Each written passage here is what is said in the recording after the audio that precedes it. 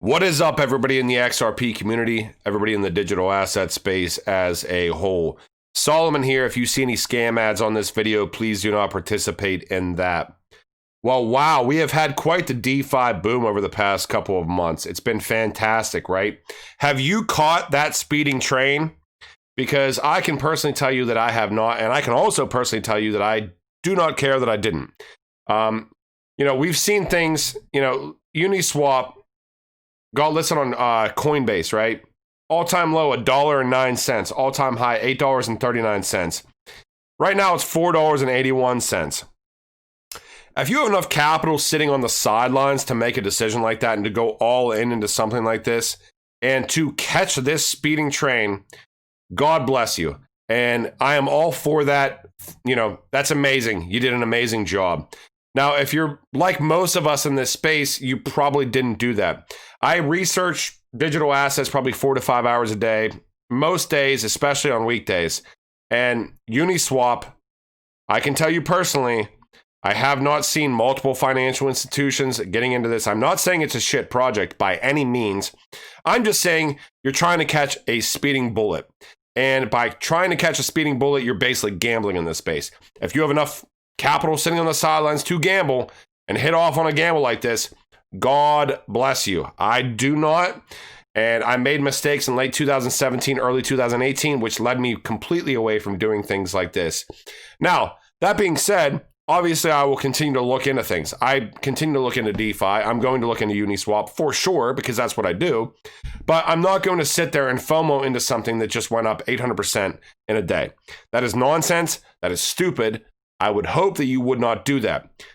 How I invest into the digital asset landscape at this point, because I get questions like this on a consistent basis. I try to stay away from proof of work.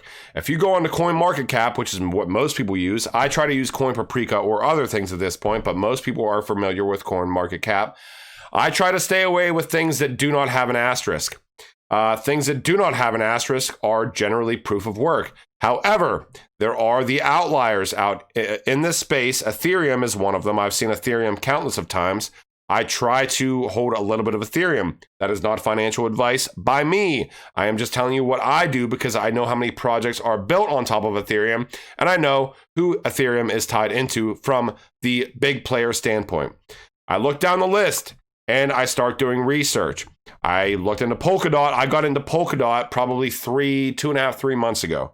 Okay, that tended to play out for me a little bit well. Binance, Chainlink. I look into what institutions are building upon digital assets, and I try to plan out 2 to 3 years in advance because I know I'm not going to get hit with the capital gains if I don't sell within a year. Then I look out 3 to 5 years in advance. What am I planning on holding for 3 to 5 years? Hashgraph tends to fall into that 3 to 5 year category for me, for maybe potentially selling some, maybe potentially holding some for the 5 to 7 year standpoint. 5 to 7 years, 7 to 10 years. It is not, to me, a difficult thing what we are dealing with in this space. What becomes difficult is maintaining your emotions and not trying to hop on board a train or hit capital gains by selling out of what you just bought into because something else is pumping. I did that in 2017. I did that in 2018. It did not lead me down a path that I wanted to go down. I lost a lot of my capital doing that. Now, saying that, is it possible to make a shit ton of money by consolidating and going into one position if you find something or if you happen to get lucky? Of course. I am not trying to sit here and provide you with advice that could potentially have you lose out on money. However, I know where this space goes. I know where we are going. I am trying to plan for the medium term because I believe very much so that the medium to long term is going to make quite a bit of people, quite a bit of money on not that much capital. If you choose the right way and if you plan accordingly and if you do not let your emotions get the best of you. We look at what the rhetoric out there is. European Union to introduce crypto assets regime by 2024. That's complete bullshit. They already know the regime. They know what they're going to do 100%. They are just telling the people now that what everybody thought was a complete scam 3 to 4 years ago. Oh, okay. So now we're going to use this in 3 to 4 years. You know, by 2024, we're going to have some sort of clarity out there to utilize digital assets with cross-border payments, all this different, you know, because, you know, there is utility here. It's not all a scam, right? So you need to sit down and really look at what these institutions are doing across the board. Proof of concepts have been going on since, especially with Ripple, you know, we've all seen the documents that have come out about Bitcoin being unsustainable from a payment standpoint. And I think anybody that's been in crypto long enough understands that is 100% true. How long until the store of value rhetoric goes away, I don't know. But proof of work is completely unsustainable. We all know what the rhetoric is as far as the green economy that's coming from all of these financial institutions. Now, I saw a video from Sam today. I think he had blockchain backer on there talking about negative interest rates, talking about people moving towards DeFi. I do think that that's 100% true. But choosing, and I don't want to say choosing, I want to say picking the right DeFi that actually succeeds in this space is risky. But so is investing in XRP, so is anything else. But if you do your due diligence and actually look into these things, you know, I have no problem with that if you do research behind it. Now, sitting there and saying, you know, I'm investing into Uniswap or Zap or whatever the hell all these other coins are that just came out of the woodwork 3 months ago, that's dangerous to me unless you actually research it. Am I saying that any of these are scams? Hell no, because I would be stupid to say that because we've seen what's happened with price. But am I saying any of these are sure bets in the medium to long term? No. And how many of us in this space have enough capital sitting on the sidelines? I don't have $20,000 to gamble on Uniswap or Zap. There's no way that I could do that. You know, I try to gauge my portfolio on the long term in this space, and I don't know what position you guys are in. You know, you guys are probably in much different positions than I am. You know, I could care less.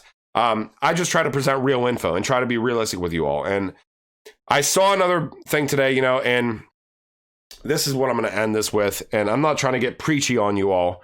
I will start the research again this week. I actually wanted to bring up, I'm probably going to start going through and try to do it by tens in the list of the market cap, top 10, top 11 through 20, 21 through 30, and then going down and just presenting my research. If you want me to do that, I'm going to do that on Patreon even more so, but comment down below. I will definitely start doing that because I've been thinking about doing that for a while now. I saw a video today seeing, you know, Swift and Ripple, the new plan. That's a bullshit video. Okay. Swift has never said that they're going to utilize XRP ever. Okay. What you want to look into is the actual factual content. Swift GPI runs on R3 Corda Settler, right? The only other option on Corda Settler is XRP. Now, is it a possibility in the future that they could potentially modify the code to allow that to happen? For sure. But is that a possibility right now? No. So saying it's the plan is a bullshit thing to do to the community. It's not the plan. You know, we know that Swift is saying that they're going to create new cross-border real-time rails, okay? I read through these announcements. Does not directly talk about Ripple. Does not directly talk about XRP. You can sit there and be spoon-fed information that you believe things are going to go to the moon as much as you want to be, but it's all about reality. It's all about what these institutions are building upon. I look at things like Hedera Hashgraph. The governing board, the founding members, the owners of the network of Hashgraph are giants. They're behemoths in the space. I look at IOTA. I look at VeChain. I look at XRP. I look at Tezos. I look at different things and I try to plan for the medium to long term. And I try to not get emotional in this market because it is very easy to be emotional in this market. I will present more news and more research this week. I will start doing the top 10s, top 20s, top 30s, top 40s this week as well. And hopefully some big news comes out because I'm sick and tired of hearing speculative nonsense from most of this community that are presenting videos. If you want to hear good news, I would very much so recommend watching Crypto Eddie. Sam has been killing it lately presenting actual news.